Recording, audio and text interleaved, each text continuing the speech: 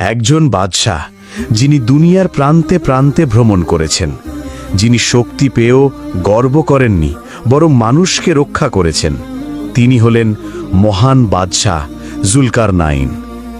কোরআনুল কারিমে তার নাম উল্লেখ আছে। তিনি পশ্চিমে গিয়েছিলেন, অজ্ঞতার আধারে থাকা মানুষকে জ্ঞানের আলো দিয়েছিলেন। তিনি পূর্বে গিয়েছিলেন, অসহায় মানুষকে সভ্যতার পথে দাঁড় করিয়েছিলেন। আর সবচেয়ে বড় ঘটনা, ইয়াজুজ মাজুজকে আটকানো। মানুষ এসে তাকে বলল, হে মহান বাদশাহ, ইয়াজুজ মাজুজ আমাদের সর্বনাশ করে দিচ্ছে।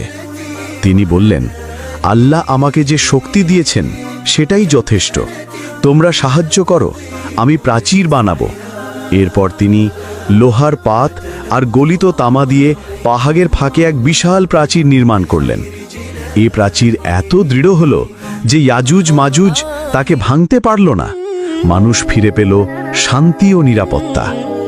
বাদশাহ জুলকারনাইন আমাদের শিখিয়েছেন ক্ষমতার মধ্যে বিনয়, শক্তির মধ্যে দয়া, নেতৃত্বের মধ্যে ন্যায় আর মানবতার মধ্যে ঈমান।